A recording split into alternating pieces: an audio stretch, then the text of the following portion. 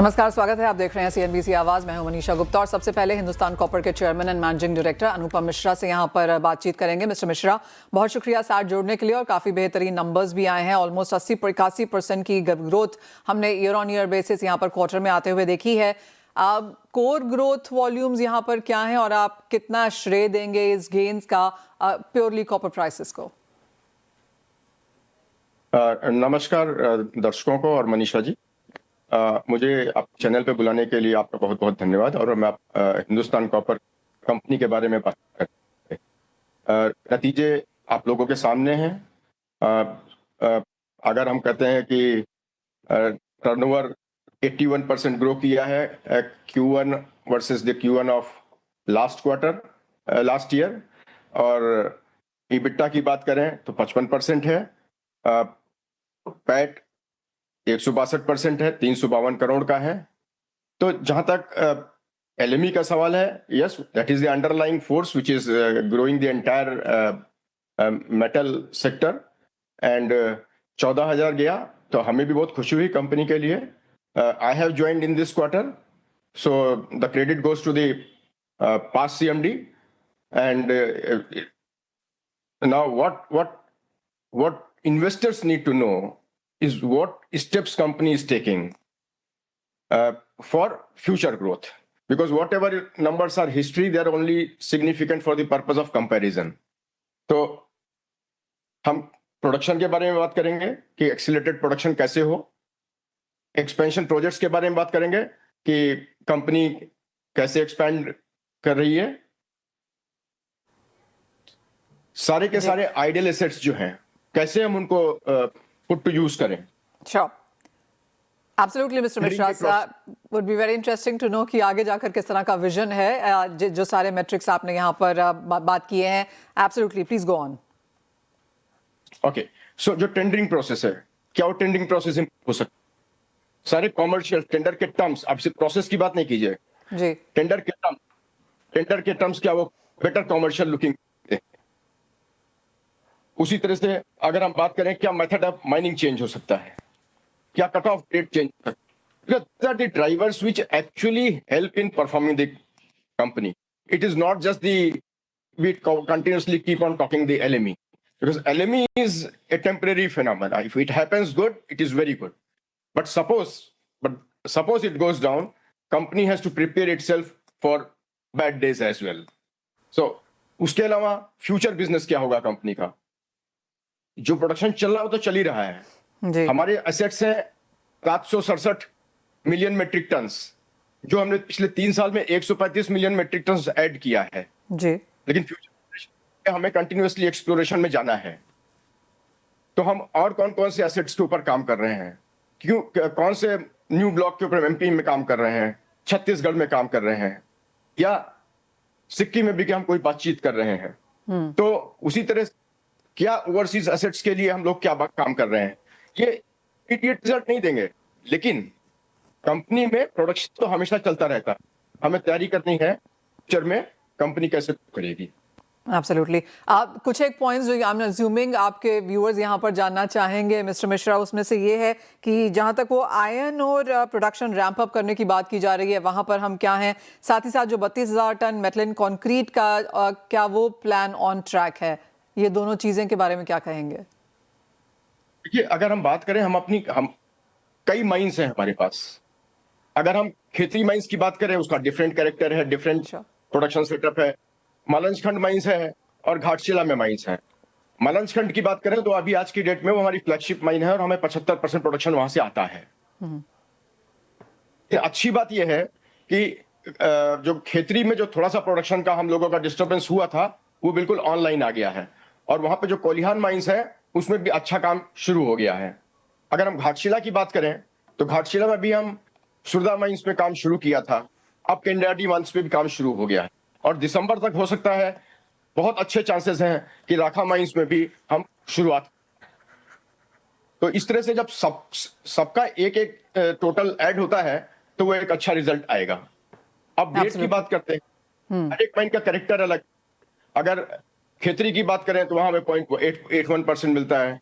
अगर मलंजखंड की बात करें तो 0.85 to 0.9% तक मिल जाता है। घाटशिला ठीक है, अभी 0.65% तक मिल रहा है, but overall if you look across the company it still runs to the 0.75% of the ore. Now जैसे जैसे एलएमई बढ़ता है इससे मेरा कट ऑफ ग्रेड कम होता जाता है, and that gives me A further opportunity कि जो एरियाज हम पहले माइन नहीं कर रहे थे वो अब कर सकते हैं। तो जो डेवलपमेंट कॉस्ट तो it can be shared over a larger base, so that possibility is there. Of course, always there is a trade-off between reducing the grade and increasing the volume.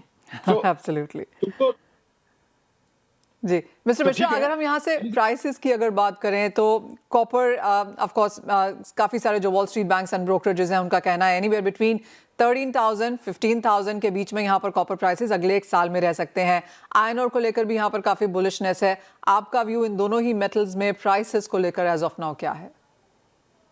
देखिए मनीषा, ना तो मैं माइनिंग का expert हूँ और ना मैं कमोडिटीज का एक्सपर्ट।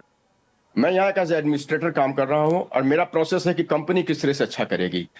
जहां तक इन दोनों बातों पे जो मेरा व्यू बनता है, आपके चैनल को देख के और आपके एक्सपर्ट्स को देख के मैं अपना व्यू बनाता हूँ। तो मैं आप लोग एक्सपर्ट्स को उससे सहमत हूँ कि वो जो भी व्यू बताते हैं वो बहुत अच्छी बात है, बिकॉज बहुत सी न्यूज आइटम्स को लेके सप्लाई एंड डिमांड के सिनेरियो को लेकर के एक व्यू बनाया जाता है।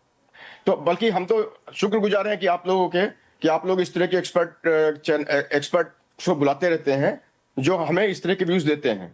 तो बट अभी 14,000 चल रहा है, सप्लाई डिमांड का जो गैप है वो सबको जग जाहिर है और लगभग इसी रेंज में रहना चाहिए in short to medium term.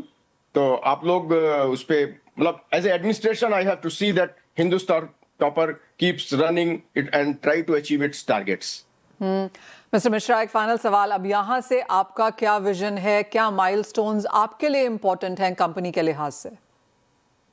बिल्कुल सी, अगर हम देखें कि 12.2 मिलियन टन्स के टारगेट की हम बात कर रहे हैं लगातार, लेकिन 12.2 मिलियन टन्स का टारगेट जो 29 में दिखाया गया है वो अचानक नहीं आ जाएगा, और इसीलिए जरूरी है कि कंपनी के सभी लोगों को, हमारी सभी माइंस को एक विजिबिलिटी होनी चाहिए कि हम वहां पहुंचेंगे कैसे।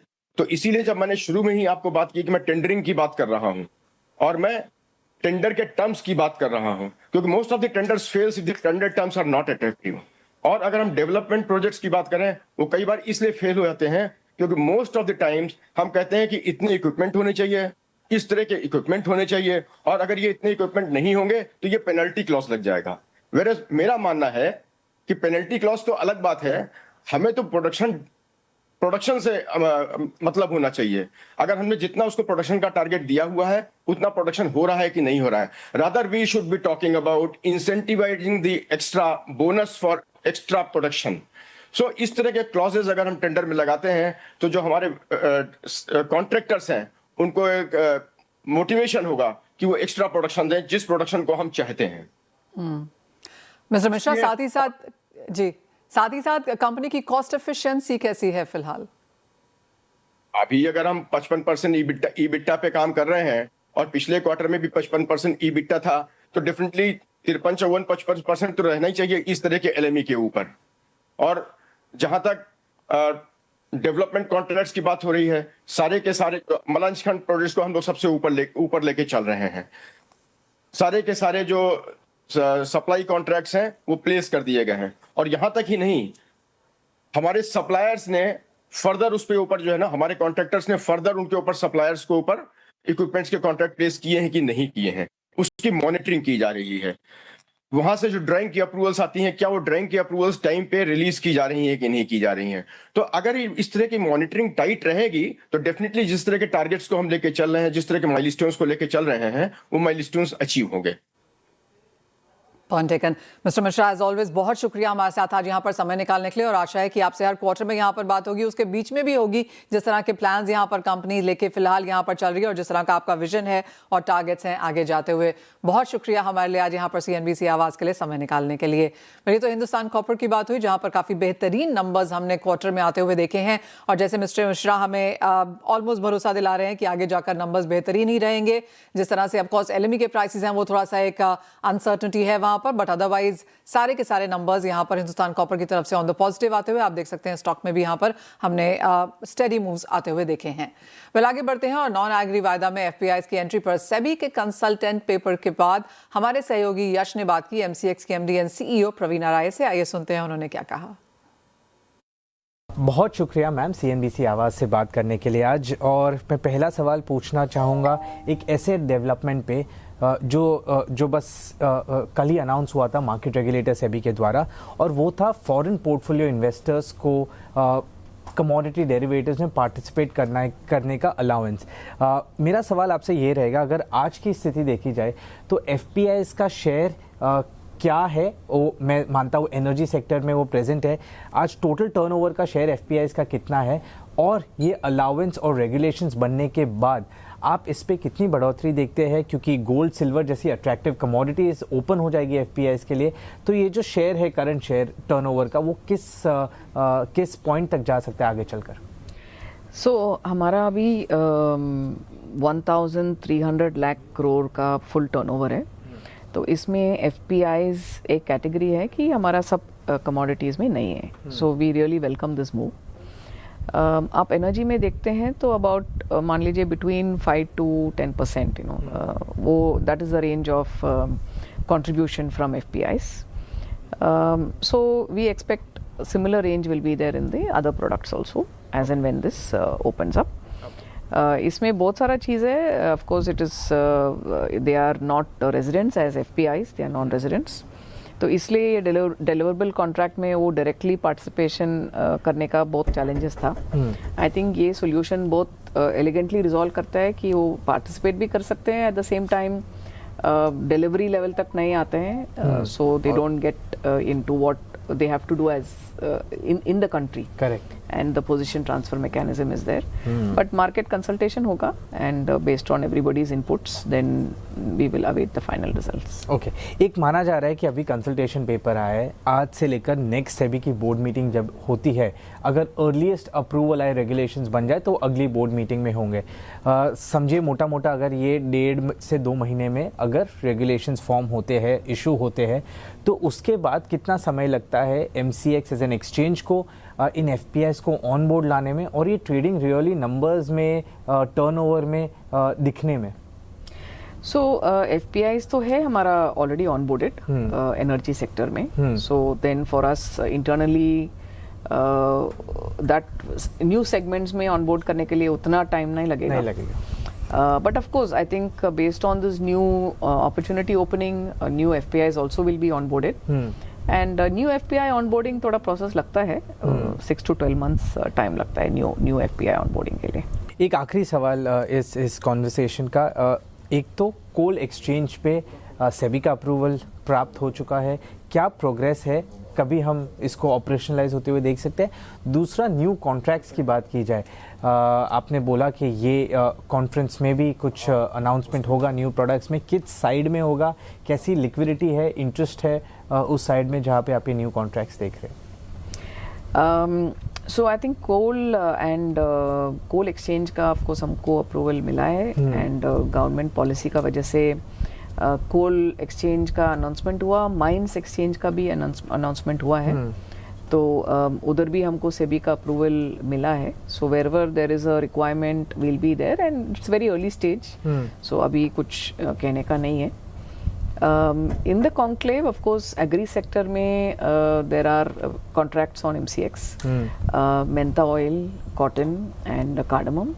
So there will be one contract that we'll be announcing tomorrow in the agriculture segment. Okay. So we'll await that. Thank you so much हमसे बात करने के लिए, और बेस्ट ऑफ लक आपके सभी प्लान्स के लिए आगे चलकर। Thank you. ऑलराइट, तो एमसीएक्स की एमडी से बातचीत होती हुई जहां वो कह रही हैं कि कोल एक्सचेंज की यहां पर मंजूरी मिल चुकी है, और साथ ही साथ जहां तक एग्रीकल्चर की बात है तो इसमें मेंथा, कार्डमम जैसी कमोडिटीज़ को इससे यूज़ किया जा सकता है, लॉन्च किया जा सकता है। आपको याद दिला दें कि ये सारी की सारी असेंशियल कमोडिटीज़ नहीं हैं। मेंथा और इलायची जैसे लॉन्च कॉन्ट्रैक्ट्स यहाँ पर लॉन्च करना ऑफकोर्स आसान रहेगा एक्सचेंजेस के लिए। वेल हमारे साथ अब केडिया एडवाइजरी के अजय केडिया भी हैं। अजय, आपने सुना प्रवीणा राय ने हमें क्या कहा, कैसे देखते हैं आप ये जो नए कॉन्ट्रैक्ट्स लॉन्च करने की बात की जा रही है एग्रीकल्चर स्पेस में?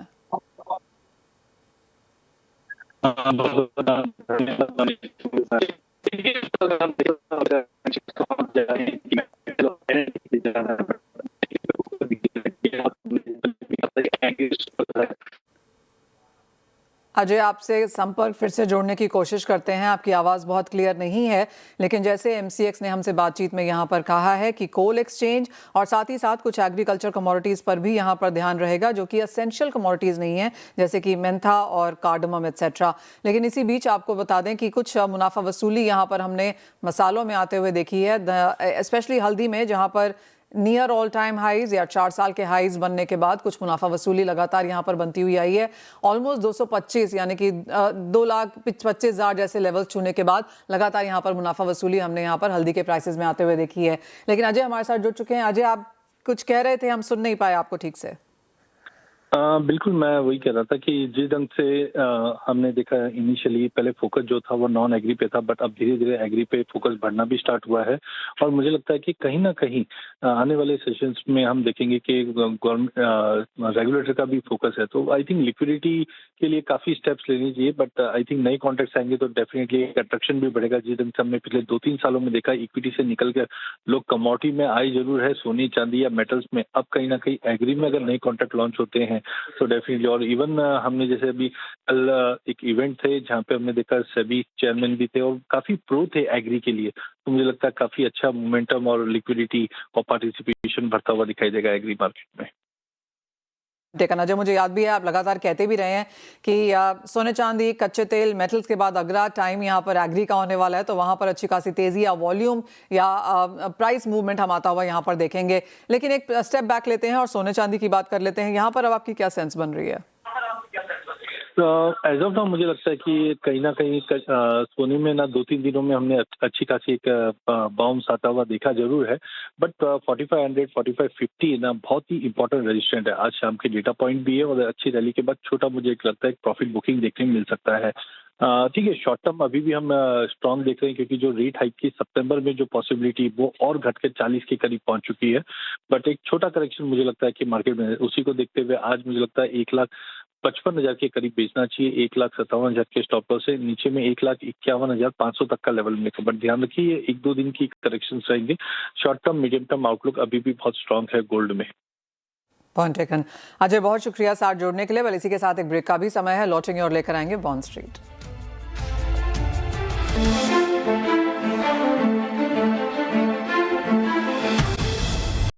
CNBC Awaaz and India Bonds present Bond Street. नमस्कार, बॉन्ड स्ट्रीट में आपका स्वागत है। आपको बता दें कि जो CPI के आंकड़े आए हैं यूएस की तरफ से जुलाई के, वो अनएक्सपेक्टेड लाइंस हैं और इसीलिए बाजार में कोई बहुत बड़ा फेरबदल हमने आता हुआ नहीं देखा।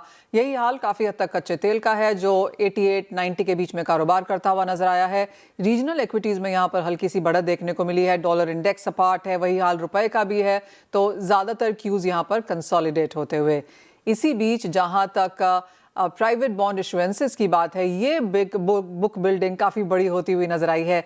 इस हफ्ते में हर दिन हमने काफ़ी बड़ी कंपनीज को काफ़ी बड़ी रकम जुटाने के लिए बाजार में आते हुए देखा। आज की अगर बात की जाए तो 2-3 कंपनीज यहाँ पर हैं। उसमें से एक कोटक महिंद्रा है, कोटक महिंद्रा प्राइम है, जो 4 बिलियन के लिए आज बाजार में है और 2029 की मैच्योरिटी वाले बॉन्ड्स के साथ ये पैसा जुटाने की कोशिश में है। इसी के साथ सुंदरम होम फाइनेंस भी मार्केट्स में आज बिड्स लेकर आए हैं। ये कंपनी 3 बिलियन जुटाना चाहती है और ये 5 साल की मैच्योरिटी वाले बॉन्ड्स के साथ बाजार में आज बिड्स जुटा रहे हैं। ये तो बात हुई आज की, लेकिन कल भी यहाँ पर काफ़ी सारी कंपनीज हैं और इनमें से नैबफिड ऑफ कोर्स एक बहुत बड़ी बुक के साथ यहाँ पर मार्केट्स में है। 30 बिलियन नैबफिड यहाँ पर जुटाना चाहते हैं और ये लॉन्ग टर्म बॉन्ड्स के साथ बाजार में है। 15 साल की मैच्योरिटी वाले बॉन्ड्स के साथ 30 बिलियन जुटाने की नैबफिड की योजना है। मन्नापुरम फाइनेंस भी कल बाजार में है, 10 बिलियन ये जुटाना चाहते हैं और 2 साल की मैच्योरिटी वाले बॉन्ड्स के साथ ये यहाँ पर बाजार में लेकर आएंगे। साथ ही साथ यहाँ पर 2-3 कंपनीज हैं जो बोर्ड अप्रूवल्स का इंतजार कर रही हैं। इसमें पूना वाला फिनकॉप है जो 700 या 750 करोड़ के NCDs यहाँ पर जारी करेगी। उसके लिए ऑफ कोर्स इनको बोर्ड की अप्रूवल मिल रहे हैं। बैंक ऑफ इंडिया $1 बिलियन तक यहाँ पर मीडियम टर्म नोट्स के जरिए फंड जुटाने की योजना में है। PNB की अगर बात की जाए तो ये भी $1.5 बिलियन तक जुटाएंगे। इनकी भी यहाँ पर बोर्ड अप्रूवल्स आ चुके हैं और IFSC गिफ्ट सिटी के यूनिट के जरिए यहाँ पर फंड जुटाने की यहाँ पर इनकी योजना है। CNBC Awaaz and India Bonds present Bond Street.